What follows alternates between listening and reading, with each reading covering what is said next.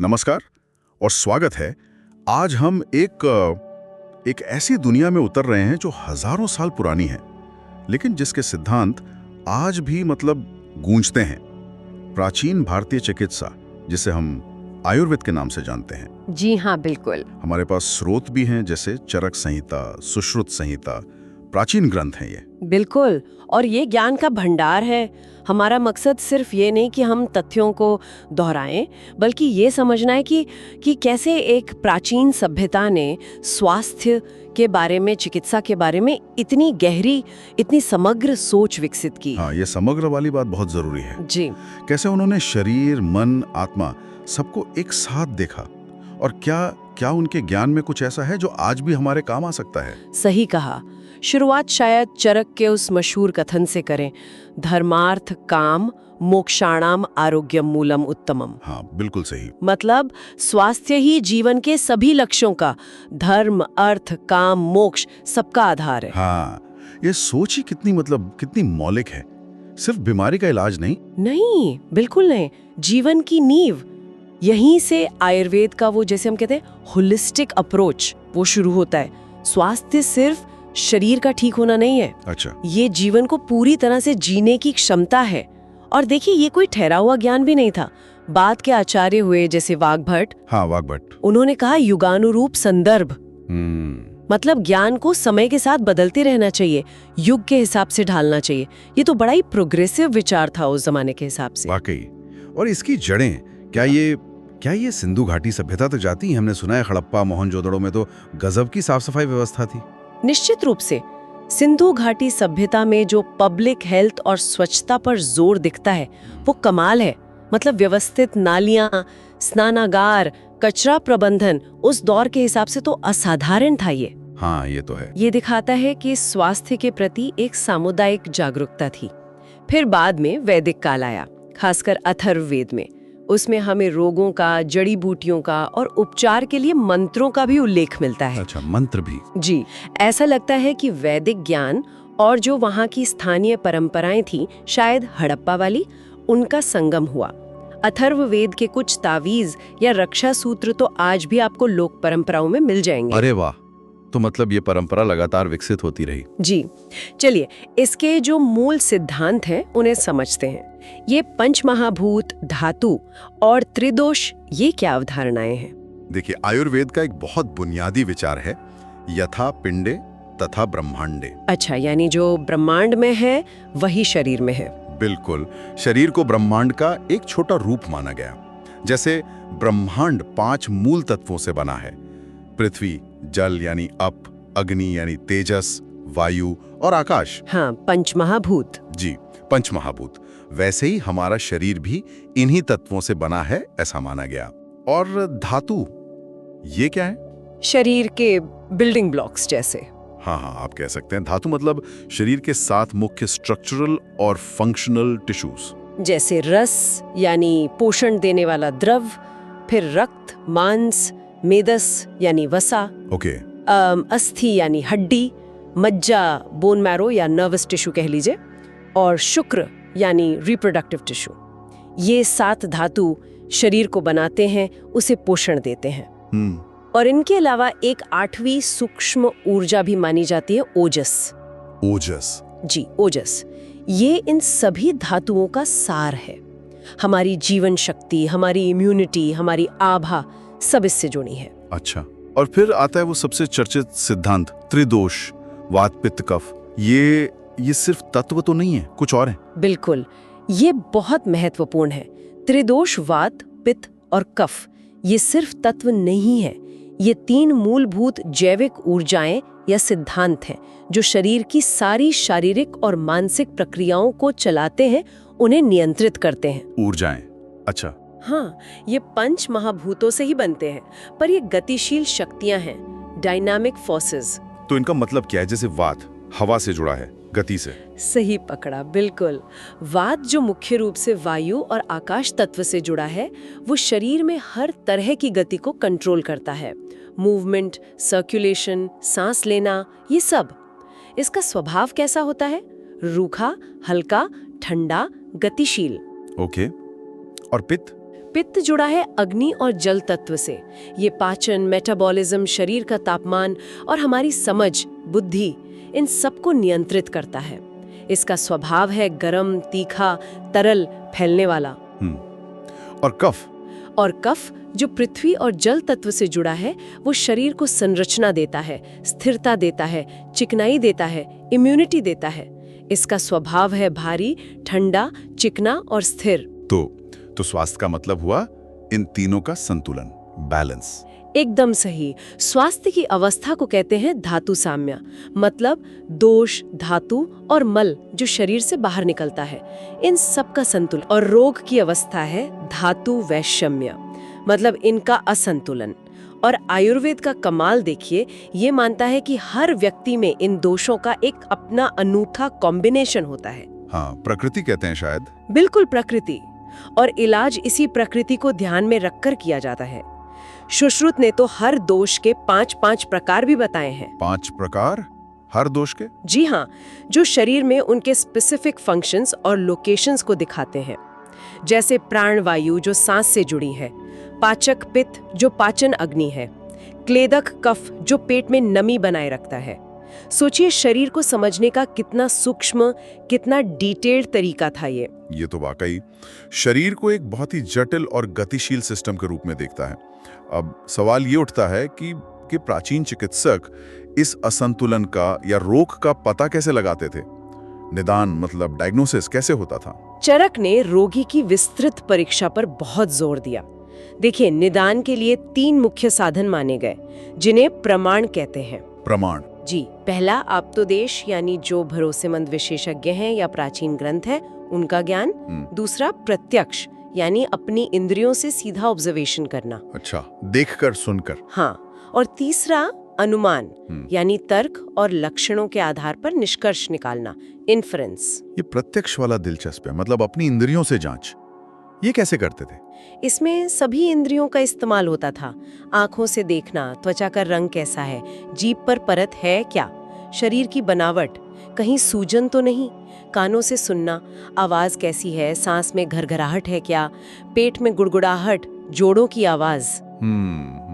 स्पर्श से शरीर गर्म है या ठंडा, त्वचा रूखी है या नम, नाड़ी की गति कैसी है, उसका बल कैसा है। नाक से शरीर की गंध, सांस की गंध या किसी घाव की गंध? गंध से भी? जी हाँ। और यहाँ तक कि स्वाद का भी अप्रत्यक्ष रूप से उपयोग था। जैसे एक उदाहरण है कि अगर किसी के मूत्र के पास चींटियां या मधुमक्खियां जमा हो जाएं, तो ये मधुमेह मतलब डायबिटीज का संकेत माना जाता था। सोचिए, ये आज के ब्लड शुगर टेस्ट का कितना प्राचीन रूप था। कमाल है, ये तो बहुत ही बारीक अवलोकन है। रोगी की जांच में और किन बातों पर ध्यान देते थे? रोगी का पूरा मूल्यांकन 10 पहलुओं पर होता था। इसे दशविध परीक्षा कहते हैं। इसमें क्या क्या था? व्यक्ति की मूल प्रकृति क्या है, वात पित्त कफ का कॉम्बिनेशन, विकृति यानी अभी रोग की क्या स्थिति है, कौन से दोष बिगड़े हुए हैं, सार शरीर के ऊतकों की क्वालिटी कैसी है, सनहन शरीर कितना गठीला है। अच्छा। प्रमाण शरीर के अंगों का माप, साथ में उसे क्या चीजें सूट करती हैं, किन चीजों की आदत है, सत्व उसकी मानसिक शक्ति, सहनशीलता कैसी है, आहार शक्ति, पाचन कैसा है, व्यायाम शक्ति कितनी मेहनत कर सकता है, और वय यानी उम्र। अरे बाप रे, ये तो पूरी पर्सनालिटी का एनालिसिस हो गया। बिल्कुल, आप देख सकती हैं, ये सिर्फ लक्षणों का इलाज नहीं था, ये पूरे व्यक्ति को समझने की कोशिश थी। और क्या वे रोग कैसे बढ़ता है इसकी प्रक्रिया को भी समझते थे? हाँ, बिल्कुल। सुश्रुत ने रोग के बढ़ने की 6 अवस्थाएं बताई हैं। षट क्रियाकाल कहते हैं इसे। षट क्रियाकाल, 6 अवस्थाएं। जी। पहली है संचय, यानी दोष अपने स्थान पर जमा होने लगते हैं। फिर प्रकोप, दोष बढ़ जाते हैं, उत्तेजित हो जाते हैं। फिर प्रसर, वो अपने स्थान से निकलकर शरीर में फैलने लगते हैं। ओके। चौथी है स्थाना संश्रय, जब दोष किसी कमजोर अंग या ऊतक में जाकर जम जाते हैं और वहां रोग पैदा करते हैं। 5वीं है व्यक्ति, जब रोग के लक्षण साफ दिखने लगते हैं। और छठी है भेद, जब रोग पुराना हो जाता है या उसमें कॉम्प्लिकेशंस आ जाती हैं। इसका फायदा क्या था? इसका महत्व ये था कि अगर शुरुआती अवस्थाओं में ही, मतलब संचय या प्रकोप में ही असंतुलन को पकड़ लिया जाए तो रोग को बढ़ने से रोका जा सकता था। एक तरह से प्रिवेंटिव मेडिसिन का कॉन्सेप्ट था ये। सही बात है, ये तो निवारक चिकित्सा जैसा ही है। और वे रोग का परिणाम, प्रोग्नोसिस कैसे बताते थे? ये अरिष्ट लक्षण क्या थे? अरिष्ट यानी भविष्य का अनुमान लगाना, ये निदान का एक बहुत महत्वपूर्ण हिस्सा था। इसमें रोगी के बचने की संभावना या मृत्यु कब हो सकती है, इसका पूर्वानुमान लगाया जाता था। अच्छा, कैसे? इसके लिए बहुत सूक्ष्म शारीरिक लक्षणों को देखा जाता था, जैसे शरीर की गंध में कोई खास बदलाव या कोई खास तरह की छाया दिखना, व्यवहार में बदलाव, अशुभ संकेत जैसे जो संदेश लेकर आया है उसका व्यवहार कैसा है, रास्ते में क्या शकुन अपशकुन दिखे, और यहाँ तक कि रोगी के सपनों का भी विश्लेषण होता था। सपनों का? जी हाँ। उदाहरण के लिए, अगर कोई सपने में देखे कि वो तेल लगाकर गधे या ऊंट पर बैठकर दक्षिण दिशा में जा रहा है तो इसे बहुत अशुभ माना जाता था। ये दिखाता है कि वो सिर्फ शारीरिक ही नहीं बल्कि मनोवैज्ञानिक और आसपास के माहौल के कारकों को भी महत्व देते थे। ये सब वाकई सोचने पर मजबूर करता है। चलिए अब इलाज पर आते हैं। उपचार का मुख्य सिद्धांत क्या था? सबसे प्रमुख सिद्धांत था विपरीत चिकित्सा। विपरीत चिकित्सा मतलब जैसे को तैसा नहीं? नहीं, बिल्कुल नहीं, बल्कि जैसे के विपरीत। अगर रोग का कारण या लक्षण किसी खास गुण से जुड़ा है, मान लीजिए गर्मी से, रूखेपन से या भारीपन से, तो इलाज में उसके उल्टे गुणों वाली दवा, खाना और जीवन शैली अपनाई जाती थी। उदाहरण के लिए, जैसे अगर पित्त बढ़ गया है, गर्मी बढ़ गई है जिससे जलन या एसिडिटी हो रही है, तो ठंडी तासीर वाली मधुर यानी मीठी चीजें दी जाएंगी। अच्छा, इसमें आहार और जीवन शैली मतलब आहार विहार, इसका कितना महत्व था? बहुत ज्यादा। आयुर्वेद में तो आहार और विहार को चिकित्सा का आधार माना गया है। इसमें दिनचर्या थी, यानी रोज के नियम, सुबह जल्दी उठना, दातुन करना, तेल मालिश यानी अभ्यंग, व्यायाम, स्नान, ध्यान, ये सब। हाँ, ये तो सुना है। और ऋतुचर्या यानी मौसम के हिसाब से अपनी जीवन शैली और खानपान बदलना। जैसे ठंड का मौसम है, हेमंत, शिशिर, तो शरीर को गर्म रखने वाला पौष्टिक, चिकनाई वाला, खट्टे और नमकीन स्वाद वाला खाना खाने की सलाह दी जाती थी। गर्म पानी पीना। आयुर्वेद की एक खास शोधन प्रक्रिया है, डिटॉक्सिफिकेशन कह सकते हैं। इसमें 5 मुख्य कर्म होते हैं। वमन यानी औषधीय उल्टी कराना, विरेचन औषधीय दस्त कराना, बस्ती औषधीय एनिमा देना, इसके 2 प्रकार हैं, निरूह और अनुवासन, और नस्य नाक में दवा डालना। इसका मकसद क्या है? मकसद है शरीर में जो दोष बढ़ गए हैं या जो विषाक्त पदार्थ जमा हो गए हैं, जिन्हें आम कहते हैं, उनको बाहर निकालना, शरीर की शुद्धि करना। ये सिर्फ बीमार होने पर नहीं बल्कि स्वस्थ रहने के लिए भी किया जाता था। अच्छा, दवाओं के बारे में उनका ज्ञान कैसा था? जड़ी बूटियों का? उनका औषध विज्ञान, द्रव्य गुण विज्ञान बहुत ही समृद्ध था। हजारों जड़ी बूटियों, पौधों, खनिजों और यहाँ तक कि पशु उत्पादों के गुण, उनके प्रभाव, उनके उपयोग, सबका विस्तृत वर्णन मिलता है। वाह! और इन चीजों से कई तरह की दवाएं बनाते थे। ताज़ा रस निकाल कर देना, स्वरस, पीस कर लेप बनाना, कल्क, काढ़ा बनाना, क्वाथ, औषधीय घी बनाना, घृत, और कुछ दवाएं फर्मेंट करके भी बनाते थे, जैसे आसव और अरिष्ट।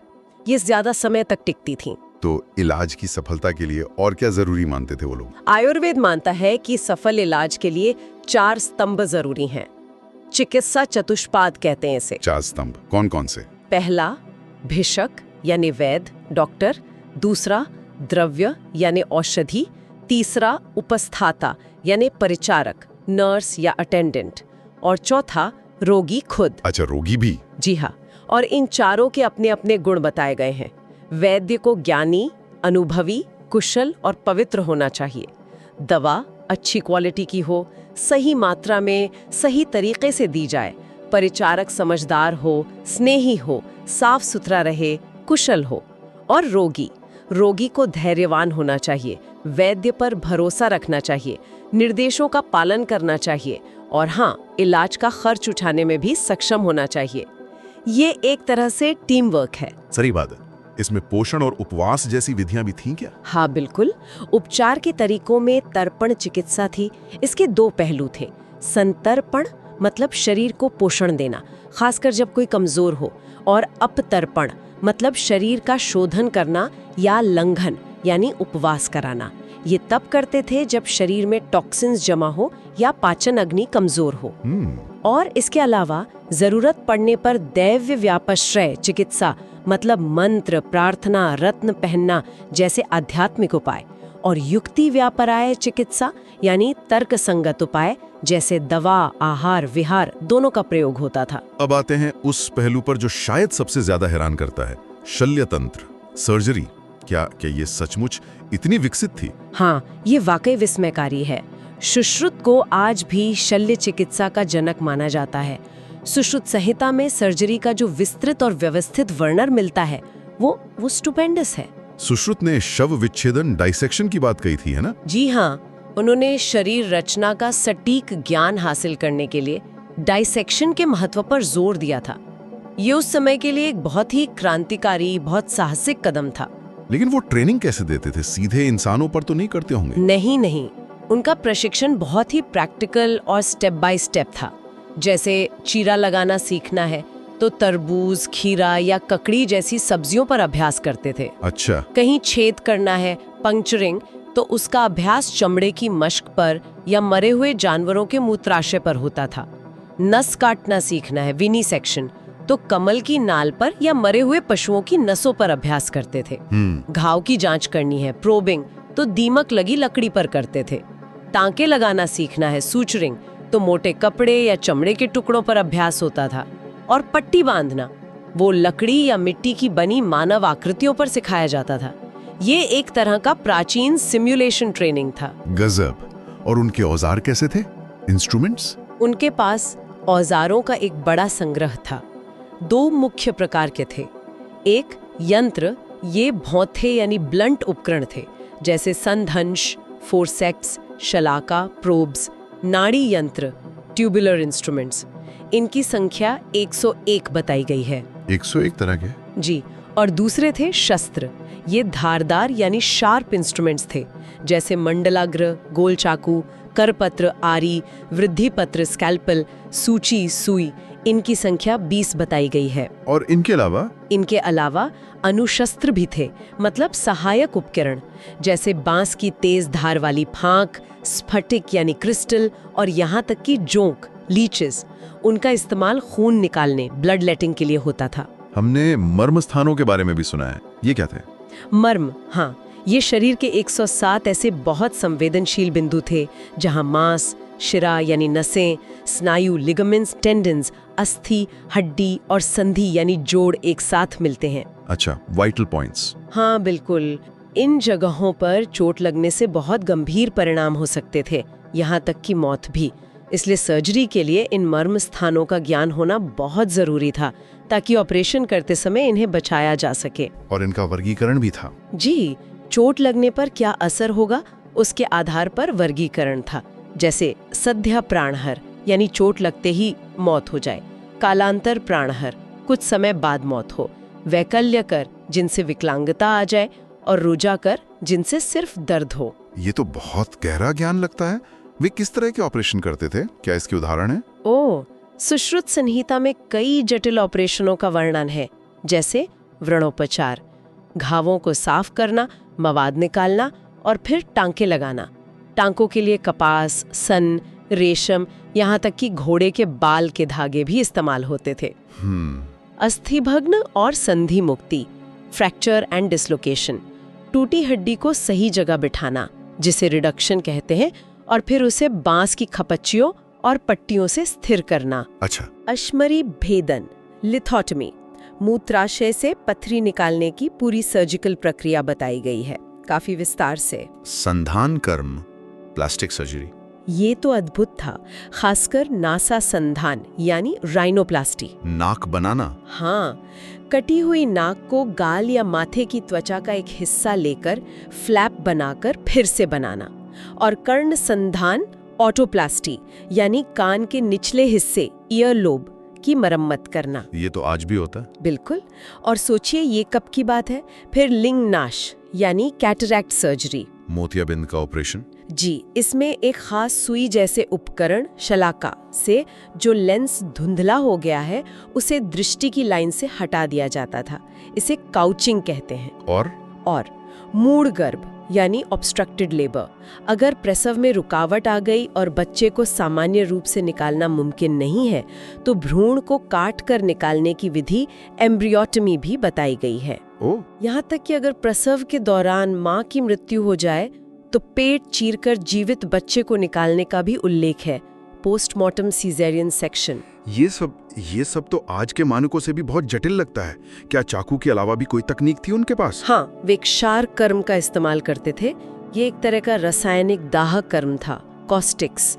इसमें खास औषधीय क्षार लगाकर अनचाहे ऊतकों को जलाया या हटाया जाता था, खासकर ऐसी जगहों पर जहां चाकू चलाना मुश्किल हो। अच्छा। और अग्नि कर्म भी था, थर्मल कॉटरी। इसमें गर्म धातु की शलाका से दाग कर खून बहना रोका जाता था या कुछ खास बीमारियों का इलाज किया जाता था। ये अविश्वसनीय है। क्या स्त्री रोग और बाल रोग पर भी इतना ही ध्यान था? बिल्कुल था। आयुर्वेद का ये समग्र दृष्टिकोण महिलाओं और बच्चों के स्वास्थ्य तक भी फैला हुआ था। स्त्री रोग गायनेकोलॉजी के तहत स्त्री शरीर रचना का वर्णन है, योनि, गर्भाशय वगैरह। करीब 20 तरह के योनि व्यापदों का वर्णन है। योनि व्यापद मतलब जननांगों के रोग? जी, उनके कारण, लक्षण और इलाज के साथ।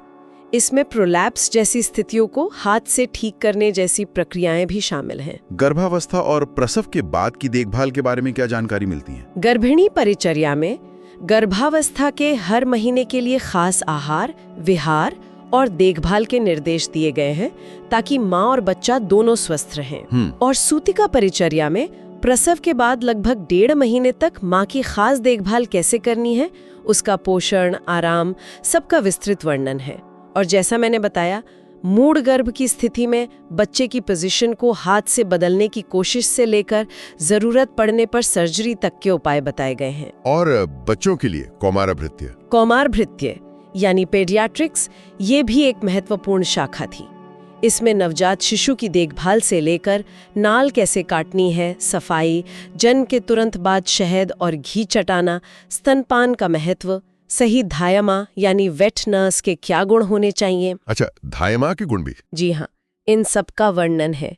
बच्चों के रोगों में एक खास समूह था, ग्रह रोगों का। ग्रह रोग ये क्या थे? इन्हें अक्सर अलौकिक शक्तियों या ग्रहों के बुरे प्रभाव से जोड़ा जाता था, लेकिन इनके जो लक्षण बताए गए हैं जैसे तेज बुखार, ऐंठन आना, बेहोश हो जाना, दस्त, पीलिया, वो आज के मेनिंजाइटिस, मिर्गी, चेचक, गंभीर डायरिया, लिवर सिरोसिस जैसे रोगों से काफी मिलते जुलते हैं। अच्छा। ये उनकी ऑब्जर्वेशन की शक्ति को दिखाता है।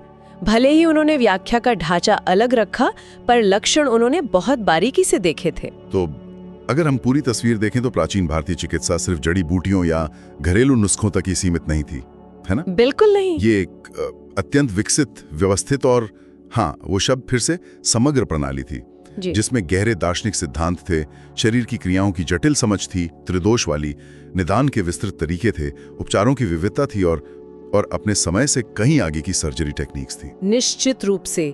और सबसे दिलचस्प बात यह है कि इसके कई मूल सिद्धांत, जैसे प्रकृति के साथ तालमेल बनाकर रहना, जीवन शैली का महत्व, मन और शरीर का जुड़ाव, हर व्यक्ति के लिए अलग इलाज, ये सब आज भी उतने ही प्रासंगिक लगते हैं, शायद पहले से भी ज्यादा।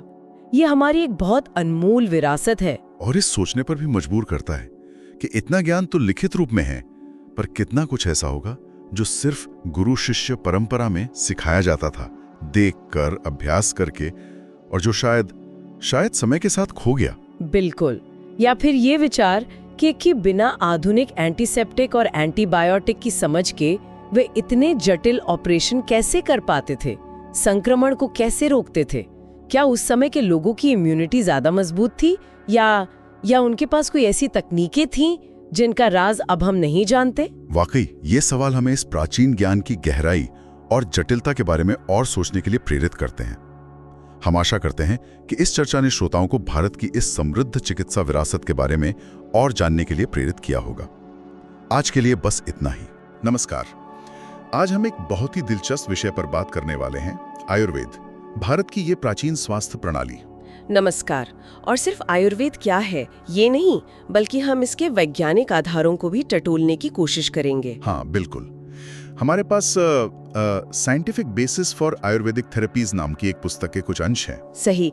और हमारी कोशिश रहेगी कि इस सामग्री का विश्लेषण करें और आयुर्वेद के जो सिद्धांत है, उपचार है और उनका जो वैज्ञानिक पक्ष है उससे जुड़ी खास बातें समझें। बढ़िया।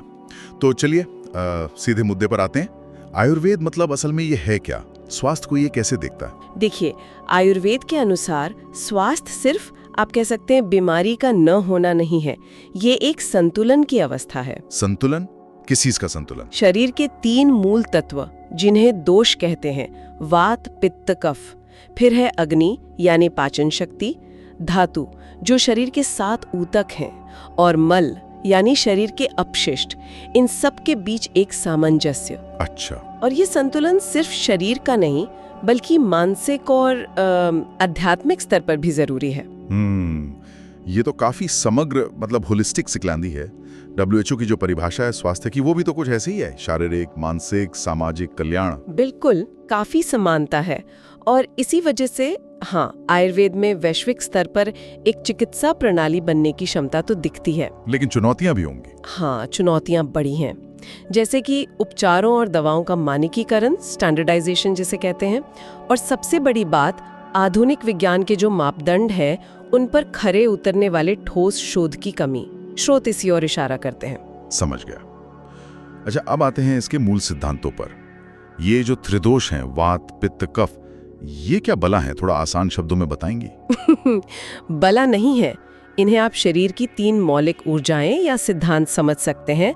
ये हमारी सारी शारीरिक और मानसिक क्रियाओं को चलाती हैं। अच्छा, तो वात जिसका मतलब है हवा, ये शरीर में गति, मूवमेंट, संचार, नर्व इम्पल्स, इन सब से जुड़ा है और इसका स्वभाव सूखा और ठंडा माना गया है। ओके। और पित्त? इसके नाम से लगता है कुछ गर्मी या अग्नि से जुड़ा होगा। हाँ बिल्कुल, पित्त का संबंध अग्नि तत्व से है। ये हमारे पाचन, मेटाबॉलिज्म और शरीर के तापमान को नियंत्रित करता है। इसके गुण गर्म और तीखे माने गए हैं। ठीक है। और तीसरा कफ। कफ को जल और पृथ्वी तत्वों का मिश्रण माना जाता है। इसका काम है शरीर को ढांचा देना, स्थिरता, चिकनाई यानी लुब्रिकेशन देना, और हमारी इम्यूनिटी, प्रतिरक्षा में भी इसकी भूमिका है। इसके गुण क्या हैं? गुण हैं भारी, ठंडा और तैलीय। कभी कभी जब कफ बढ़ जाता है तो उसे कम करने के लिए खास जड़ी बूटियों के समूह, जिन्हें गढ़ कहते हैं, इस्तेमाल होते हैं। स्रोत में जैसे आर्वघवधादिक गण का जिक्र है, इसमें अमलतास जैसी बूटियां होती हैं। तो ये 3 दोष हमारी पूरी कार्य प्रणाली को नियंत्रित करते हैं। और आपने अग्नि, धातु, मल का भी जिक्र किया था। वो भी उतने ही जरूरी हैं। अग्नि, खासकर जठराग्नि, हमारी पाचन शक्ति है। धातु, 7 तरह के शारीरिक ऊतक हैं, रस, रक्त, मांस, मेद यानी फैट, अस्थि यानी हड्डी, मज्जा यानी बोन मैरो और नर्व टिश्यू, और शुक्र यानी प्रजनन ऊतक। और मल मतलब शरीर से निकलने वाले वेस्ट प्रोडक्ट्स, मल, मूत्र, पसीना, इन सब का संतुलन में रहना, यही आयुर्वेद में स्वास्थ्य है। ये सिद्धांत तो काफी दिलचस्प हैं। अब देखते हैं कि आयुर्वेद में इलाज कैसे होता है। पंचकर्म, ये शब्द बहुत सुनने में आता है, ये क्या प्रक्रिया है? पंचकर्म, ये आयुर्वेद की एक मुख्य शोधन प्रक्रिया है, मतलब शरीर की अंदरूनी सफाई। इसमें असल में 5 मुख्य कर्म होते हैं, लेकिन उनसे पहले शरीर को तैयार किया जाता है। तैयार कैसे? 2 पूर्व कर्मों से, स्नेहन और स्वेदन। स्नेहन और स्वेदन, ये क्या है? स्नेहन मतलब ओलिएशन, शरीर पर अंदर से और बाहर से तेल या घी का प्रयोग करना, जैसे घी पिलाना या तेल से मालिश करना। और स्वेदन मतलब स्यूडेशन या पसीना निकालना, औषधीय भाप देकर। इसका मकसद होता है शरीर में जो टॉक्सिन्स या विषाक्त पदार्थ जमा है उन्हें ढीला करके बाहर निकालने के लिए तैयार करना। अच्छा, तो तैयारी के बाद वो 5 मुख्य कर्म कौन से हैं? वो है वमन यानी उल्टी कराना, विरेचन यानी दस्त कराना, बस्ती यानी एक तरह का औषधीय एनिमा, नस्य यानी नाक में दवा डालना और रक्त मोक्षण। रक्त मोक्षण मतलब खून निकालना। हाँ, ब्लड लेटिंग। ये सुनने में थोड़ा अजीब लग सकता है आज के जमाने में, पर आयुर्वेद में कुछ खास स्थितियों में जैसे त्वचा रोगों या सूजन में इसे फायदेमंद माना जाता है। इसके लिए क्या तरीके अपनाते हैं? कई तरीके हैं और एक तरीका जोंक लगाना भी है, लीच थेरेपी।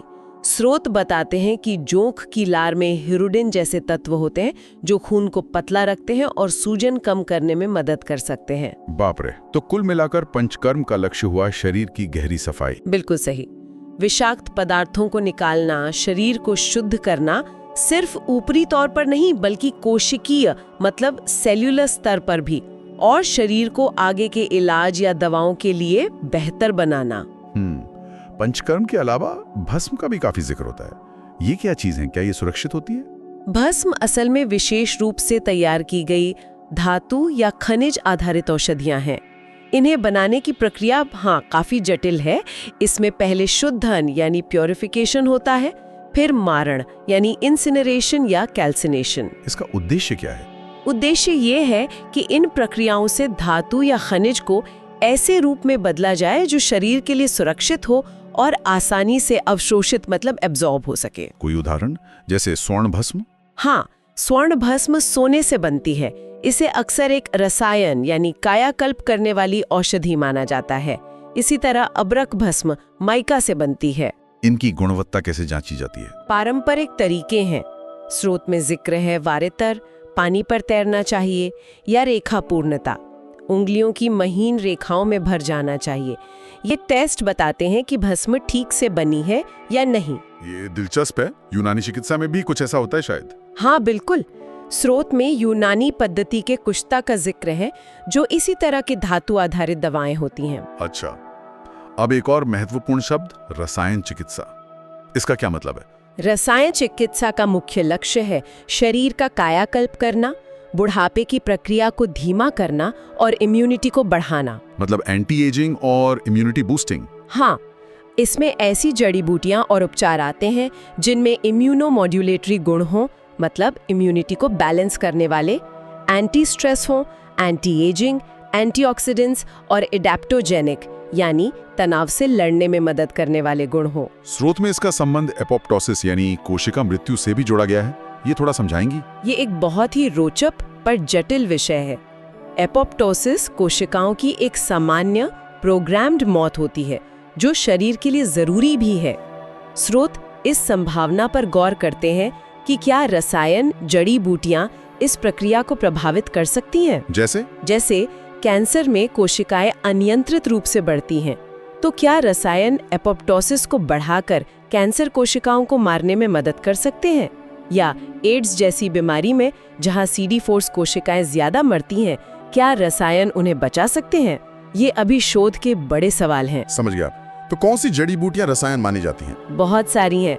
अश्वगंधा, गुडूची जिसे गिलोय भी कहते हैं, आमला, हरीत की, ये कुछ प्रमुख हैं जिनके इम्यूनोमॉड्यूलेटरी गुणों पर अध्ययन हुए हैं।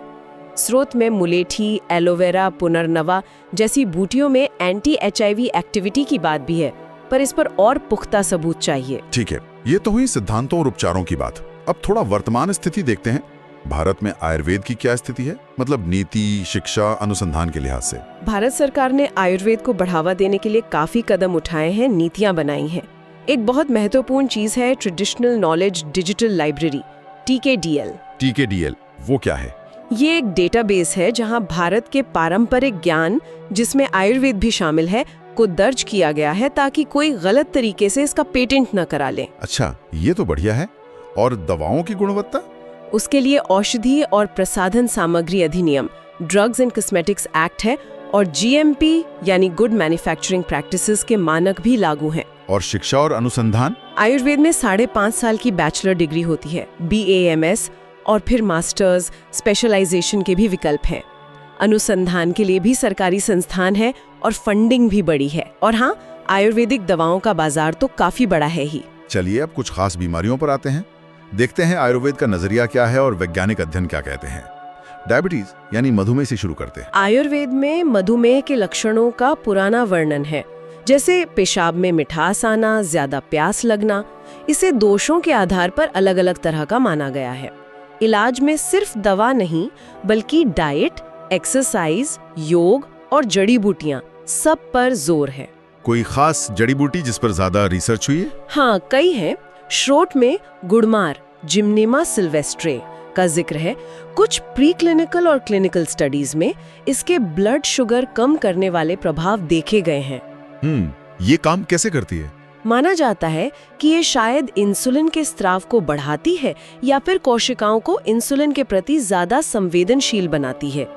करेला और मेथी पर भी स्टडीज हुई हैं, लेकिन हाँ, इन सब के लिए और बड़े अच्छे डिजाइन वाले ह्यूमन ट्रायल्स की जरूरत है। मधुमेह के बाद तंत्रिका तंत्र से जुड़ी समस्याएं लेते हैं, जैसे अल्जाइमर या पार्किंसंस। क्या आयुर्वेद में इनके लिए कुछ है? आयुर्वेद में मेध्य रसायन की एक श्रेणी है। मेध्य मतलब बुद्धि बढ़ाने वाली। इसमें ऐसी जड़ी बूटियां आती हैं जो दिमाग और याददाश्त, सीखने की क्षमता, इन पर अच्छा असर डालने वाली मानी जाती हैं। जैसे कौन सी? अल्जाइमर जैसी स्थितियों के लिए ब्राह्मी, सेंटिला एशियाटिका और अश्वगंधा, विथेनिया सोम्निफेरा का जिक्र आता है। इन पर कुछ स्टडीज हुई हैं जो सीखने और याददाश्त पर पॉजिटिव असर दिखाती हैं। और पार्किंसंस? पार्किंसंस रोग को आयुर्वेद में कंपवात कह सकते हैं, मतलब कांपने वाला वात रोग। इसके लिए कपिकच्छु, म्यूकुना प्यूरिन्स नाम की एक बूटी बहुत महत्वपूर्ण है। क्यों? क्या खास है इसमें? खास बात यह है कि ये एल-डोपा यानी लेवोडोपा का एक प्राकृतिक स्रोत है, और लेवोडोपा पार्किंसंस की मुख्य एलोपैथिक दवा है। अरे वाह! तो क्या इस पर क्लिनिकल स्टडीज हुई हैं? हाँ, स्रोत बताते हैं कि कपिकच्छु पर हुए कुछ क्लिनिकल अध्ययनों में पार्किंसंस के लक्षणों में सुधार देखा गया है। ये वाकई बहुत दिलचस्प है कि एक पारंपरिक बूटी में वही एक्टिव तत्व मिला जो आधुनिक दवा में है। अच्छा, अब हृदय रोगों की बात करते हैं, खासकर इस्कीमिक हार्ट डिजीज। आयुर्वेद में हृदय रोग को हृदय रोग कहा गया है। इसके लक्षणों जैसे छाती में दर्द या भारीपन का वर्णन है। इसे अक्सर कफ दोष के बढ़ने और धमनियों में ब्लॉकेज यानी एथेरोस्क्लेरोसिस से जोड़ा जाता है। इलाज में वही आहार, जीवन शैली और जड़ी बूटियां। अर्जुन की छाल का नाम बहुत सुना है हृदय के लिए। क्या इसका कोई वैज्ञानिक आधार है? हाँ, अर्जुन, टर्मिनालिया अर्जुना, आयुर्वेद में हृदय के लिए बहुत अहम मानी जाती है, और स्रोत बताते हैं कि इस पर काफी वैज्ञानिक अध्ययन हुए हैं। क्या पता चला है उन अध्ययनों में? पशु और कुछ मानव अध्ययनों में इसके ब्लड प्रेशर कम करने, हृदय की मांसपेशियों को ताकत देने और एंजाइना, सीने में दर्द और हार्ट फेलियर के लक्षणों में सुधार करने जैसे प्रभाव देखे गए हैं। माना जाता है कि ये शायद खून की नलियों को रिलैक्स करता है और ब्लड फ्लो सुधारता है। चलिए, अब एक बहुत जरूरी सवाल पर आते हैं। हमने सिद्धांतों और कुछ उपचारों की बात की, लेकिन इन पारंपरिक दावों को वैज्ञानिक कसौटी पर कैसे परखा जा रहा है? मतलब एविडेंस बेस्ड आयुर्वेदा की क्या स्थिति है? ये बहुत ही महत्वपूर्ण सवाल है। देखिए, पारंपरिक ज्ञान अक्सर सदियों के अनुभव पर आधारित होता है, जबकि आधुनिक चिकित्सा कठोर नियंत्रित अध्ययनों, खासकर रैंडमाइज्ड कंट्रोल्ड ट्रायल्स यानी RCTs पर जोर देती है। तो क्या पारंपरिक अनुभव का कोई मूल्य नहीं? नहीं, ऐसा नहीं है। स्रोत भी कहते हैं कि अनुभवाजन्य साक्ष्य, एम्पिरिकल एविडेंस को एकदम नकारना नहीं चाहिए, लेकिन वैज्ञानिक तरीके से पुष्टि करना जरूरी है। तो क्या आयुर्वेद को साक्ष्य आधारित चिकित्सा EBM के फ्रेमवर्क में फिट किया जा सकता है? EBM 3 चीजों पर टिका है: सबसे अच्छा उपलब्ध वैज्ञानिक साक्ष्य, डॉक्टर का अनुभव और मरीज की प्राथमिकताएं। आयुर्वेद को इसमें लाने के लिए उच्च गुणवत्ता वाले शोध की बहुत जरूरत है। शोध मतलब RCTs? हाँ, शोध का एक पदानुक्रम होता है, केस स्टडीज से लेकर RCTs और फिर मेटा एनालिसिस तक। स्रोत एक दिलचस्प बात कहते हैं कि पारंपरिक चिकित्सा के संदर्भ में एक अच्छी तरह से की गई केस स्टडी भी शुरुआती जानकारी के लिए महत्वपूर्ण हो सकती है, लेकिन हाँ, ज्यादा भरोसेमंद सबूतों के लिए बड़े और बेहतर डिजाइन वाले RCTs ही चाहिए। मतलब अभी इस दिशा में बहुत काम होना बाकी है। बिल्कुल। आयुर्वेद के बहुत से सिद्धांतों और उपचारों की प्रभावशीलता और सुरक्षा को पूरी तरह समझने और मान्य करने के लिए और ज्यादा सिस्टमैटिक और रिगरस रिसर्च की जरूरत है। स्रोत भी यही मानते हैं। ठीक है, तो इस पूरी चर्चा का सार क्या निकलता है? निचोड़ क्या है? निचोड़ ये है कि आयुर्वेद एक बहुत पुरानी समग्र स्वास्थ्य प्रणाली है। इसका अपना एक गहरा दर्शन है, निदान के अपने तरीके हैं और प्राकृतिक उपचार हैं। और अच्छी बात यह है कि आधुनिक विज्ञान अब धीरे धीरे इसके कुछ पहलुओं में रुचि ले रहा है। जैसा हमने कुछ उदाहरणों में देखा भी। शुरुआती दौर है। ये वाकई एक बहुत गहरा और विस्तृत विषय है। चलिए जाते जाते अपने श्रोताओं के लिए एक विचार छोड़ते हैं। जरूर। सोचने वाली बात यह है कि आयुर्वेद जैसे पारंपरिक ज्ञान और आधुनिक वैज्ञानिक वैलिडेशन के बीच तालमेल कैसे बिठाया जा सकता है। क्या ये दोनों सिस्टम एक दूसरे के पूरक बन सकते हैं? और जबकि कुछ शुरुआती स्टडीज उम्मीद जगाती हैं। हाँ, तो इस पारंपरिक ज्ञान को सुरक्षित और प्रभावी ढंग से मुख्य धारा की हेल्थ केयर में लाने के लिए आगे किस तरह के शोध की जरूरत है और इसमें क्या चुनौतियां आएंगी, ये कुछ सवाल हैं जिन पर हम सबको सोचना चाहिए।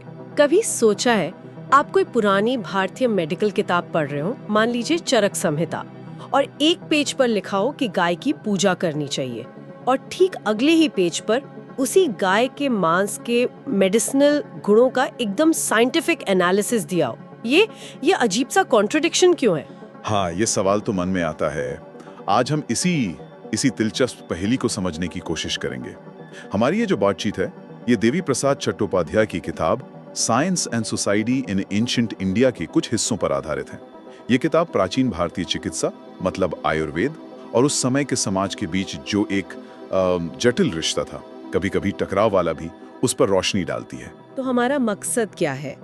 हम आयुर्वेद के उन असली साइंटिफिक प्रिंसिपल्स को समझना चाहते हैं जो इन पुरानी किताबों में छिपे हैं, और ये भी कि कैसे उस जमाने के विज्ञान को उस वक्त की जो ताकतवर सामाजिक और धार्मिक सोच थी उससे जूझना पड़ा।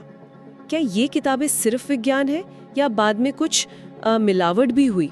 चलिए इसी में थोड़ा और गहरे उतरते हैं। तो शुरुआत वहीं से करते हैं, इसी अजीब से मिक्सचर से। चरक संहिता, सुश्रुत संहिता, ये जो बड़ी किताबें हैं, इनमें एक तरफ तो गाय, ब्राह्मण, देवताओं की पूजा की बात है और दूसरी तरफ बहुत सारी बीमारियों के इलाज के लिए यहाँ तक कि गाय के मांस के इस्तेमाल की भी सलाह दी गई है। ये दोनों चीजें एक साथ, ये कैसे हो सकता है? देखिए, चट्टोपाध्याय का जो एनालिसिस है वो यही इशारा करता है कि शायद ये जो मिश्रण है ये ओरिजिनल साइंटिफिक टेक्स्ट का हिस्सा नहीं था, इसे बाद में जोड़ा गया होगा। अच्छा। ऐसा लगता है कि ये वैज्ञानिक किताबों पर बाहरी सोच का, खासकर जो पुराने ख्यालों के पंडित थे, धर्मशास्त्र बनाने वाले थे, उनके बढ़ते दबाव की वजह से डाले गए पैबंद या ग्राफ्ट्स जैसे हैं। पैबंद? हाँ। शायद ये उस समय की जो पावरफुल विचारधारा थी उसको दी गई एक किस्म की रिश्वत थी। हाँ। या कह लीजिए विज्ञान को बचाने के लिए रखे गए बंधक थे, हॉस्टेजेस की तरह। ओहो, बंधक? हाँ, ताकि जो मूल वैज्ञानिक बात है वो बची रह सके। तो आप ये कह रहे हैं कि हमें इन ग्रंथों को पढ़ते हुए बहुत सावधान रहना होगा कि इसमें लिखी हर बात को सीधे सीधे विज्ञान मान लेना ठीक नहीं। असली मेडिकल सिद्धांतों और इन बाहरी जो शायद बाद में जोड़ी गई परतें हैं, उनके बीच फर्क करना जरूरी है। बिल्कुल सही, बिल्कुल। और देखिए, ये जो टकराव था ये सिर्फ लिखने, पढ़ने या किताबों तक ही नहीं था। प्राचीन चिकित्सकों को, मतलब डॉक्टर्स को, अपने काम के लिए समाज में काफी तिरस्कार भी झेलना पड़ा, उपेक्षा झेलनी पड़ी। सच में? हाँ, यजुर्वेद और उसके बाद के जो ब्राह्मण ग्रंथ हैं, धर्मसूत्र हैं, उनमें डॉक्टरों के लिए एक साफ तौर पर तिरस्कार का भाव दिखता है। मिसाल के तौर पर यजुर्वेद में अश्विनी कुमारों को, जो देवताओं के डॉक्टर माने जाते थे, हाँ, सुना। उनको सिर्फ इसलिए अपवित्र या यज्ञ के लायक नहीं समझा गया क्योंकि वो आम इंसानों के बीच बहुत ज्यादा घुलते मिलते थे, उनका इलाज करते थे। ये बात शायद उस वक्त के जो स्थापित पुरोहित वर्ग थे उनको पसंद नहीं थी। अच्छा। हाँ, उनकी ये जो सबको बराबर मानने वाली आदत थी वो नियमों के खिलाफ जाती थी शायद। लेकिन मैंने तो ये भी पढ़ा है कि ऋग्वेद में अश्विनी कुमारों की बहुत तारीफ है, उनको काफी सम्मान दिया गया है। हाँ, ये बात भी सही है। ऋग्वेद का समाज शायद तुलना में देखें तो ज्यादा सरल था, और ये जो वर्ण व्यवस्था जैसी सामाजिक ऊंच नीच थी, वो हायरार्की उतनी कठोर नहीं हुई थी। लेकिन यजुर्वेद के समय तक आते आते जब ये वर्ण व्यवस्था काफी पक्की हो गई, तो पुरोहित वर्ग को हर उस चीज से खतरा लगने लगा जो स्थापित धार्मिक सोच से अलग थी, जो सेक्युलर थी, लॉजिकल थी, अनुभव पर आधारित थी। और मेडिसिन, चिकित्सा विज्ञान, बिल्कुल ऐसा ही था। अच्छा। आप सोचिए ना, डॉक्टरों का बिना किसी भेदभाव के समाज के सभी वर्गों के लोगों से मिलना जुलना, उनका इलाज करना, उनका जो ज्ञान था वो सीधे देखने और अनुभव पर आधारित था। एम्पिरिकल था। हाँ। और यहाँ तक कि उनके जो सिद्धांत थे, जैसे हम आगे बात करेंगे, वो कर्मफल जैसी गहरी जमी हुई मान्यताओं को भी इनडायरेक्टली चुनौती देते थे। ये सारी बातें रूढ़िवादी सोच के लिए एक तरह का खतरा ही थी। अच्छा, तो ये संघर्ष तो काफी गहरा था। मतलब अगर हम इन बाहरी वैचारिक परतों को, इन पैबंदों को थोड़ी देर के लिए हटा दें, तो आयुर्वेद का असली वैज्ञानिक ढांचा क्या था? वो किन मूल चीजों पर टिका था? देखिए, आयुर्वेद मुख्य रूप से ज्ञान पाने के 3 तरीकों पर जोर देता था, जिन्हें प्रमाण कहते हैं। प्रमाण, अच्छा। पहला प्रत्यक्ष, यानी अपनी इंद्रियों से सीधे तौर पर देखना, सुनना, सूंघना, मतलब डायरेक्ट ऑब्जर्वेशन। ठीक है। दूसरा अनुमान, यानी लॉजिक से, तर्क से देखे हुए फैक्ट्स के आधार पर किसी नतीजे पर पहुंचना, जैसे धुआं देखकर आग का अंदाजा लगाना। Okay, inference. बिल्कुल। और तीसरा आप्तोपदेश।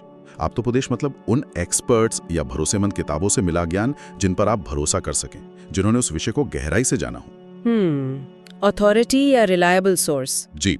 ज्ञान के ये तरीके तो समझ आए, प्रत्यक्ष, अनुमान, आप्तोपदेश। लेकिन इन तरीकों से जो ज्ञान मिला, उसके आधार पर वे दुनिया और इंसान को कैसे देखते थे? उनकी बेसिक फिलॉसफी क्या थी? क्या वो इसे पूरी तरह आध्यात्मिक या स्पिरिचुअल मानते थे? नहीं, उनका नजरिया तो आश्चर्यजनक रूप से काफी भौतिकवादी था, मटीरियलिस्टिक था। वे मानते थे कि इंसान जो है वो इस बड़ी सी कायनात, ब्रह्मांड का ही एक छोटा रूप है। इसे लोक पुरुष साम्य सिद्धांत कहते हैं। मतलब जैसा ब्रह्मांड है वैसा ही इंसान का शरीर। अच्छा। और दोनों ही, यानी ब्रह्मांड और इंसान, मूल रूप से एक ही तरह के पदार्थों से बने हैं, पंचभूत, पृथ्वी, जल, अग्नि, वायु, आकाश। ये नजरिया उस वक्त का जो प्रभावशाली वेदांत दर्शन था उससे काफी अलग था। वेदांत तो आत्मा या ब्रह्म को असली सत्य मानता है और शरीर या इस दुनिया को या तो कम महत्व देता है या उसे भ्रम, माया मानता है। हाँ, ये तो है। इसके बिल्कुल उलट आयुर्वेद के लिए तो शरीर ही इंसान के होने का आधार था। चरक संहिता में साफ लिखा है, शरीर मूलः च पुरुषः भवति। मतलब पुरुष यानी व्यक्ति शरीर पर ही आधारित है। सच में ये तो बहुत ही दिलचस्प और अलग सोच है। इसका मतलब ये हुआ कि शरीर को समझना, उसके काम करने के तरीके को जानना, एक तरह से नेचर के नियमों को समझने जैसा ही था उनके लिए। निश्चित रूप से, बिल्कुल। और इसी आधार पर वे रोगों के कारण यानी डायग्नोसिस और उनके इलाज, ट्रीटमेंट की व्यवस्था करते थे। उनका मानना था कि रोग क्यों होते हैं, शरीर के जो मूल तत्व हैं जिन्हें धातु कहते हैं। धातु जैसे रस, रक्त। हाँ, वही रस, रक्त, मांस, मेद वगैरह, इनमें जब असंतुलन हो जाता है, मतलब वैषम्य आ जाता है, एक तरह की गड़बड़ी या इम्बैलेंस, तब रोग होते हैं। अच्छा।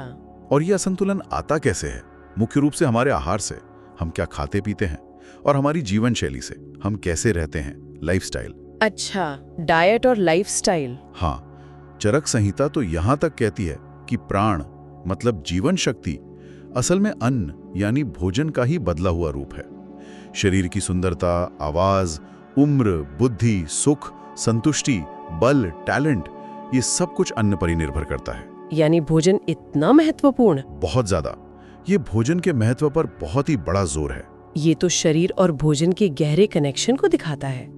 लेकिन क्या ये सब बातें सिर्फ थ्योरी में थी या उन्होंने प्रैक्टिकल नॉलेज पर, व्यवहारिक ज्ञान पर भी उतना ही जोर दिया? फील्ड में, शल्य चिकित्सा में, सुश्रुत संहिता जो मेनली सर्जरी पर ही फोकस करती है, उसमें इंसान के शरीर की बनावट को ठीक से समझने के लिए शव विच्छेदन यानी डेड बॉडी को डिसेक्ट करके देखने का साफ साफ निर्देश दिया गया है। जी हाँ, उनका मानना था कि किताबों से मिला ज्ञान या दूसरों से सुना हुआ तब तक अधूरा है जब तक उसे अपनी आंखों से देखकर कंफर्म ना कर लिया जाए। वाह।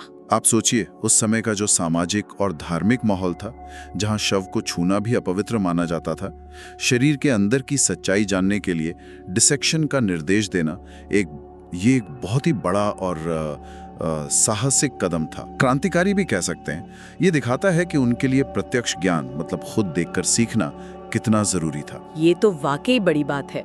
अच्छा, और जब वो दवाइयों या भोजन के असर की बात करते थे तो चीजों के प्रभाव को वो कैसे समझते थे? क्या ये सब सिर्फ अंदाजे पर था या इसका भी कोई सिस्टमैटिक तरीका था? नहीं, सिर्फ अंदाजा नहीं था। उन्होंने पदार्थों को, सब्सटेंसेस को उनके गुणों के आधार पर क्लासिफाई करने का एक बहुत डिटेल्ड सिस्टम बनाया था। इन गुणों में शामिल थे गुरु लघु यानी भारी हल्का, शीतोष्ण ठंडा गर्म, स्निग्ध रूक्ष चिकना सूखा वगैरह। इसके अलावा वो पदार्थ के रस यानी टेस्ट मीठा खट्टा नमकीन वगैरह, विपाक यानी पाचन के बाद शरीर पर होने वाला असर, और वीर्य पदार्थ की अपनी शक्ति या पोटेंसी ठंडा या गर्म को भी ध्यान में रखते थे। अच्छा, ये सब पैरामीटर्स थे। जी, और इन सबसे ज्यादा जरूरी बात, वो मानते थे कि चीजों का असर उनके अपने स्वाभाविक गुण या स्वभाव के कारण होता है, उनकी इनहेरेंट नेचर के कारण। स्वभाव मतलब हर चीज का अपना एक तय स्वभाव होता है और वो उसी के मुताबिक काम करती है। पानी का स्वभाव गीला करना है, आग का जलाना। ये सिद्धांत सुनने में शायद आसान लगे, लेकिन ये उस समय के एक और बहुत ताकतवर विचार कर्म या अदृश्य को सीधी चुनौती देता था। कर्म के सिद्धांत को कैसे? देखिए, कर्म सिद्धांत क्या कहता है कि सब कुछ हमारे पिछले जन्मों के कर्मों से पहले से ही तय है। इसमें बीमार पड़ना और ठीक होना भी शामिल है। हाँ, यही सुना है। तो फिर सवाल उठता है ना। अच्छा, यानी चीजों का असर उनके अपने स्वभाव से होता है, ना कि सिर्फ पिछले कर्मों से। ये तो कर्म के सिद्धांत पर सीधा सवाल उठाता है। अगर रोग और उसका ठीक होना सिर्फ कर्म से ही तय है, तो फिर दवाइयों की, चिकित्सा विज्ञान की क्या जरूरत? उसका क्या असर हो सकता है? बिल्कुल यही सवाल। अगर हर बीमारी और उसका नतीजा पहले से ही कर्मों ने तय कर रखा है, तो फिर डॉक्टर क्या करेगा? दवा क्यों काम करेगी? ये जो स्वभाववाद का सिद्धांत था कि पदार्थ अपने नेचुरल गुणों से असर करते हैं, ये मेडिसिन को एक लॉजिकल और मटेरियल बेस देता था, जो उसे कर्मफल के सिद्धांत से ज्यादा इंडिपेंडेंट बनाता था। तो ये तो अब और भी ज्यादा साफ हो गया कि ये जो साइंटिफिक और मटीरियलिस्टिक नजरिया था, जो सीधे अनुभव, तर्क और चीजों के स्वभाव पर जोर देता था, उसे उस समय के समाज में आसानी से एक्सेप्ट नहीं किया गया होगा। जाहिर है इसका विरोध हुआ होगा। बिल्कुल हुआ, और काफी जोरदार विरोध हुआ। जैसा हमने पहले भी जिक्र किया, पुरोहित वर्ग और धर्मशास्त्र लिखने वालों ने डॉक्टरों और उनके विज्ञान का कड़ा विरोध किया। मनुस्मृति जैसे जो प्रभावशाली ग्रंथ हैं, उनमें डॉक्टरों को सामाजिक हायरार्की में काफी नीचे जगह दी गई। ओहो, उन्हें यज्ञों में शामिल होने या उनसे दान लेने के लायक नहीं माना गया। अच्छा। इतना ही नहीं, मेडिसिन के पेशे को कुछ खास और अक्सर सामाजिक रूप से नीची मानी जाने वाली जातियों तक सीमित करने की कोशिश भी की गई है, जैसे अंबष्ठ जाति, जिसे ब्राह्मण पिता और वैश्य माता की संतान माना जाता था। मनुस्मृति में तो यहां तक लिखा है कि विद्या यानी ज्ञान भी अगर वो वेद के खिलाफ हो, जैसे कि चिकित्सा या तर्कशास्त्र, तो उसे सिर्फ बहुत बड़ी मुसीबत के समय ही अपनाना चाहिए, नॉर्मल हालात में नहीं। अरे, ये तो ज्ञान पर ही रोक लगाने जैसी बात हो गई। हाँ, एक तरह से अंकुश लगाने की कोशिश थी। इस तरह के सामाजिक और वैचारिक विरोध का क्या आयुर्वेद के विज्ञान के विकास पर कोई नेगेटिव असर पड़ा? क्या इससे तरक्की धीमी हुई? हाँ, निश्चित रूप से इसका नेगेटिव असर पड़ा। चट्टोपाध्याय का यही तर्क है कि इसने विज्ञान की जो आजाद तरक्की थी उसे रोका, उसे धीमा किया। इसी दबाव के कारण, जैसा हमने शुरू में बात की थी, डॉक्टरों को अपने वैज्ञानिक ग्रंथों में रूढ़िवादी विचारों को शामिल करने के लिए मजबूर होना पड़ा।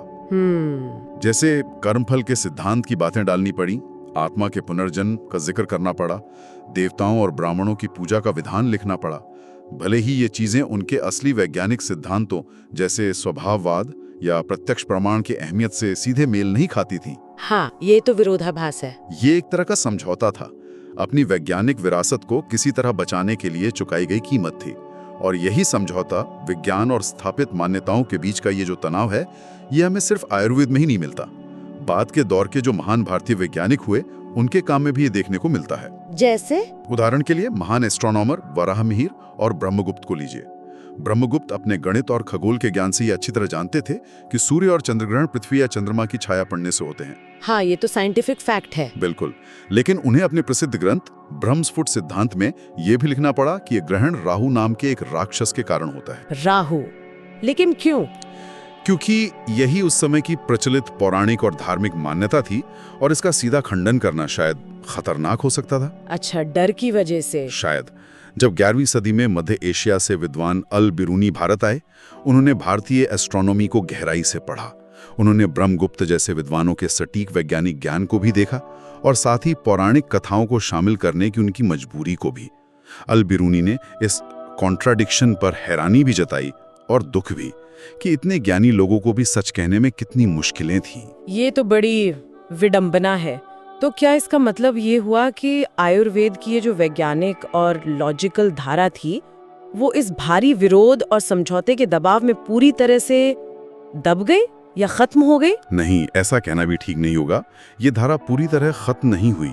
इसके तत्व और इसका असर भारतीय दर्शन की दूसरी लॉजिकल और मटीरियलिस्टिक धाराओं में जिंदा रहे, जैसे कि न्याय, वैशेषिक और सांख्य दर्शन में। अच्छा, कैसे? मिसाल के तौर पर वैशेषिक दर्शन जो है वो असलियत को समझने के लिए 6 पदार्थों या श्रेणियों का विश्लेषण करता है: द्रव्य, गुण, कर्म, सामान्य, विशेष, समवाय।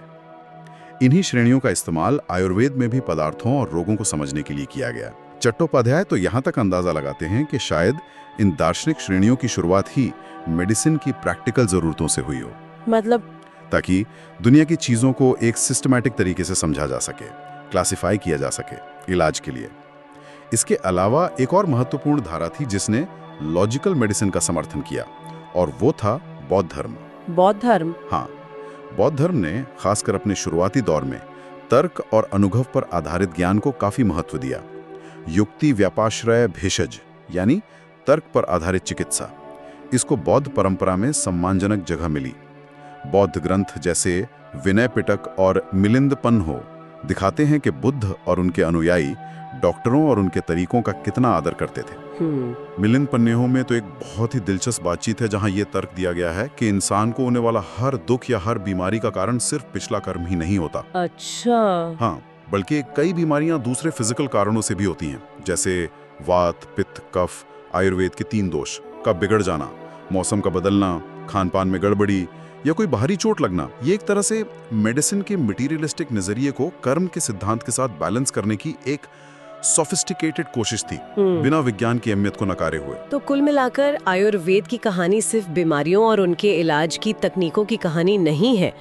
जैसा हमने आज समझा, ये तो ज्ञान, समाज, सत्ता और विचारधारा के बीच चले एक सदियों पुराने, बहुत ही जटिल और लगातार चलने वाली संघर्ष की कहानी भी है।